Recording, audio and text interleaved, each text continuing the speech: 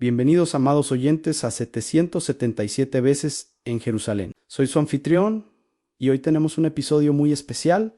En nuestro episodio 63 completamos nuestro viaje por toda la Escritura. Trazamos el hilo rojo de la redención desde el Jardín del Edén en Génesis hasta la Ciudad Santa en Apocalipsis. Cerramos la Biblia, por así decirlo, pero cuando cerramos la última página del Antiguo Testamento, el libro de Malaquías, y abrimos la primera página del Nuevo Testamento, el libro de Mateo, algo sorprendente sucede. Han pasado 400 años. El Antiguo Testamento termina con el profeta Malaquías advirtiendo a un pequeño remanente de judíos que viven en una provincia insignificante del Imperio Persa sobre un juicio venidero y la promesa de un nuevo Elías. El templo es pequeño, la moral es baja y el pueblo está desanimado. Abrimos Mateo y el mundo es irreconocible. El imperio dominante es Roma el rey. En Jerusalén es un tirano llamado Herodes. Los sacerdotes del templo son un partido político corrupto llamado los saduceos. El pueblo es guiado por un grupo legalista y estricto llamado los fariseos. Y el idioma universal no es el hebreo, sino el griego. ¿Qué pasó en esos 400 años? ¿Por qué Dios guardó silencio? Hoy vamos a llenar ese vacío. Este es el episodio sobre el período intertestamentario. No es la palabra inspirada de Dios, pero es la historia esencial que prepara el escenario para la venida del Mesías, cuando Malaquías escribió. El mundo estaba bajo el control de Persia. Los persas eran relativamente benévolos con los judíos, permitiéndoles practicar su religión y mantener su templo. Como vimos en los libros de Esdros y Nehemías, empero, en el año 333 a.C., un joven genio militar de Macedonia arrasó el mundo. Su nombre era Alejandro Magno. En una década conquistó todo, desde Grecia hasta la India, incluido Persia y Judea. Alejandro no solo conquistó militarmente, conquistó culturalmente. Su gran visión era el helenismo, la idea de que la cultura, el idioma, la filosofía y el estilo de vida griegos eran superiores y debían unificar al mundo. El idioma griego koiné se convirtió en el idioma universal del comercio y la erudición.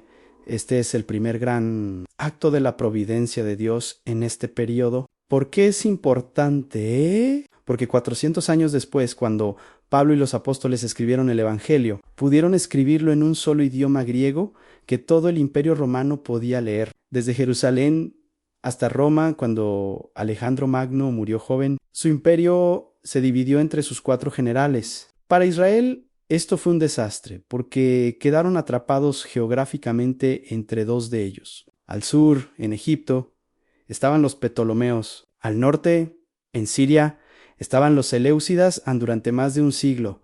Los Ptolomeos gobernaron Judá. Fueron, como los persas, relativamente amables. Fue durante este tiempo, en Alejandría, Egipto, que se produjo el segundo milagro providencial de este periodo. La Septuaginta, 70 eruditos judíos, tradujeron las escrituras hebreas en vuestro Antiguo Testamento al idioma griego. Esta fue la primera vez en la historia que los gentiles podían leer la ley de Moisés y las profecías de Isaías en su propio idioma. Cuando Jesús y los apóstoles citaban el Antiguo Testamento, a menudo citaban la Septuaginta, pero entonces el poder cambió. Los Seleucidas del norte conquistaron Judá y en el año 175 a.C.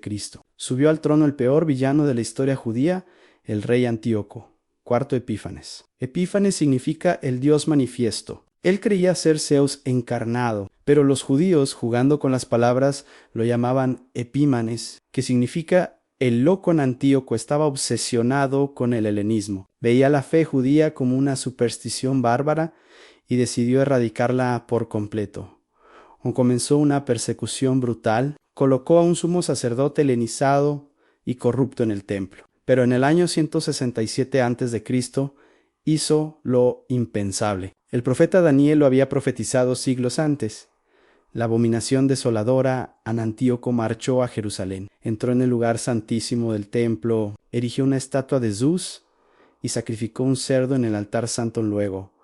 Prohibió la fe judía bajo pena de muerte. Prohibió la circuncisión, prohibió la posesión de las escrituras quemó todos los rollos que pudo encontrar y prohibió la observancia del sábado. Era ilegal ser fiel a Dios en madres que circuncidaban a sus hijos.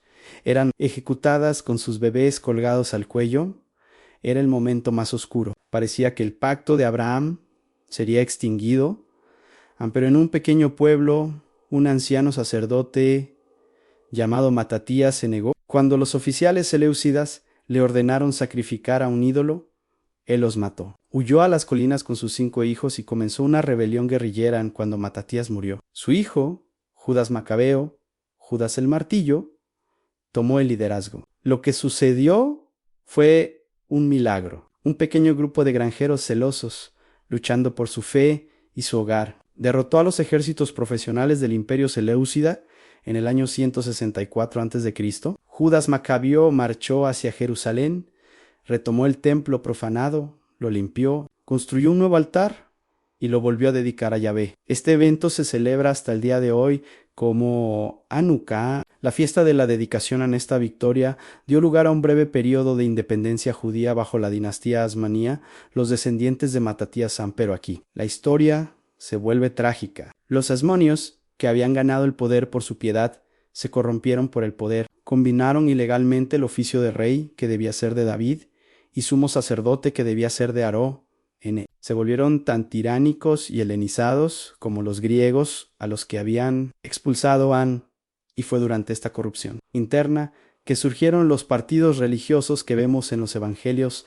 Los fariseos eran los separados, eran los laicos piadosos que estaban horrorizados por la corrupción de los sacerdotes asmoneos. Creían que la supervivencia de Israel dependía de una obediencia radical, no solo a la Torá, sino a la ley oral, la tradición de los ancianos que construyeron a su alrededor. Creían firmemente en la resurrección, los ángeles y el juicio final. Eran los héroes espirituales del pueblo, pero su piedad se convirtió en un legalismo rígido y orgulloso en los saduceos. Eran la élite sacerdotal, la aristocracia rica y helenizada. Eran los que controlaban el templo y el Sanedrín. Eran liberales teológicamente, solo aceptaban los 5 libros de Moisés y negaban la resurrección, los ángeles y cualquier vida después de la muerte. Eran los colaboradores políticos de Roma, los esenios. Eran los súper separatistas. Creían que tanto los fariseos como los saduceos eran corruptos. Se retiraron al desierto, a lugares como donde vivieron una vida monástica,